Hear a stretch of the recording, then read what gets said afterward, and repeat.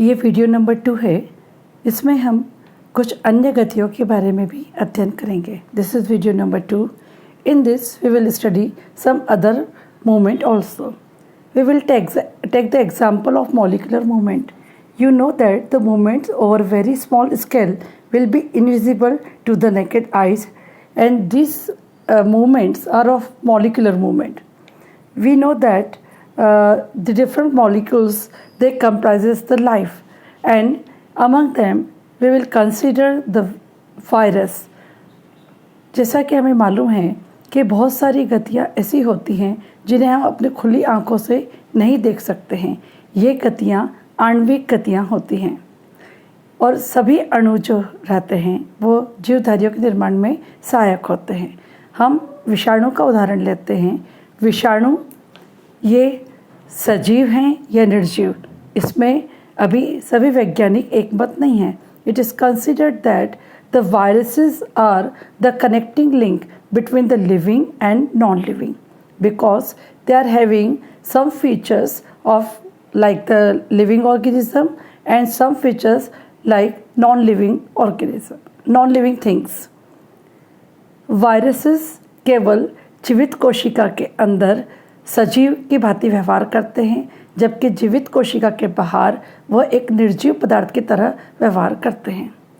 Viruses, they will show the living activities only inside the living cell, and they behave like a non-living organism outside the living cells. As we know, the all living organism, they are made up of the different types of the organ system, organ, tissues, cells, etc. And how this life starts, we will see that the life of every organism will start from the atom. Atom forms molecule, different molecule together join and they form the cell organelles. This cell organelles form the cells. This group of the cells are formed by the division of the cells, and as a result of which the tissues are get formed, and the different tissues form organ, and different organ form organ system, and the organ system form the living organism. जैसा कि हम पहले 9वीं कक्षा में पढ़ चुके हैं, जीवन का प्रारंभ परमाणु से होता है। परमाणु अणु का निर्माण करते हैं, अणु कोशिकांग का निर्माण करते हैं, कोशिकांग कोशिका विभाजन के फलस्वरूप विभिन्न प्रकार की कोशिकाओं के समूह बनते हैं जिन्हें ऊतक कहा जाता है। एक समान प्रकार के ऊतक एक अंग का निर्माण करते हैं और विभिन्न प्रकार के अंग मिलकर अंग तंत्र का निर्माण करते हैं, और अंग तंत्र जो होते हैं वो जीवधारी का निर्माण करते हैं। तो इन सभी जीवधारियों के अंदर विभिन्न प्रकार की क्रियाएं चलती रहती हैं जो कि जीवधारी के शरीर के रख रखाव से संबंधित होती हैं। तो वे सभी प्रक्रम जो सम्मिलित रूप से अनुरक्षण यानी रख रखाव का कार्य करते हैं जैव प्रक्रम कहलाते हैं। We know that in the body of the living organism different process occur which are mainly concern with the maintenance of the body of the organism. They may concern with the repairing of the organ system also. It means the processes which together perform this maintenance job are known as the life processes. Among life processes, we need energy to perform different life processes. This energy is derived from the food material, and the obtaining energy from the food molecule is known as the nutrition. जैसा कि हमें मालूम है कि सभी जीवधारियों को विभिन्न प्रकार की जैविक क्रियाओं को करने के लिए ऊर्जा की आवश्यकता होती है, और ये ऊर्जा मुख्य रूप से भोज्य पदार्थ से प्राप्त होती है। भोज्य पदार्थों से ऊर्जा प्राप्त करने की क्रिया को पोषण कहा जाता है। पोषण के द्वारा विभिन्न प्रकार के पोषक पदार्थ जीवधारियों को मिलते हैं, जिसके फलस्वरूप जीवधारी के शरीर में आकारात्मक और संख्यात्मक वृद्धि होती है। We know that as a result of nutrition, different nutrients are formed or absorbed by the body of the organism.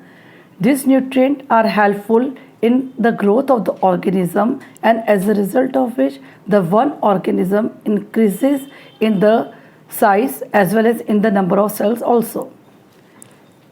As a result of all this action in our body, there are some oxidation reduction reaction occur, and as a result of which the energies get formed. As a result of oxidation of the food material, the energies get released. This process is known as the respiration. जैसा कि हमें को मालूम है कि हमारे शरीर के अंदर उपचयन अपचयन अभिक्रियाएं होती रहती हैं। इन क्रियाओं के फलस्वरूप जटिल कार्बनिक पदार्थ जो कि भोज्य पदार्थ के रूप में रहते हैं, उनका ऑक्सीकरण होता है। ऑक्सीकरण के फलस्वरूप ऊर्जा उत्पन्न होती है। इस क्रिया को श्वसन कहा जाता है। श्वसन क्रिया के फलस्वरूप कुछ उत्पाद ऐसे बनते हैं जो कि हमारे शरीर के लिए आवश्यक होते हैं, कुछ अनावश्यक होते हैं। तो इन सभी आवश्यक पदार्थों का एक स्थान से दूसरे स्थान तक स्थानांतरण परिवहन कहा जाता है। We know as a result of respiration, different byproducts are get formed which are useful to our body, and they are get transported from one part to the another part. This process is known as the transportation. In the case of acellular organism, all the processes, that is nutrition and transportation, respiration, they all occur by the process of diffusion. Diffusion is the flow of molecule from higher concentration to the lower concentration.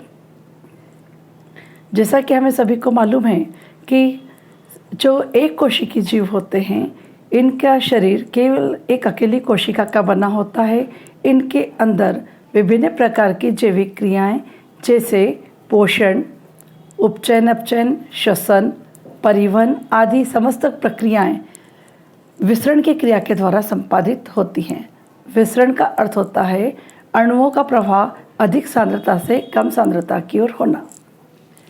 इन सभी क्रियाओं के फलस्वरूप, जैसा मैंने आपको पहले बोला था कि कुछ ऐसे पदार्थ भी निर्मित होते हैं जो कि हमारे शरीर के लिए अनुपयोगी होते हैं या वर्ज्य पदार्थ उत्पन्न होते हैं।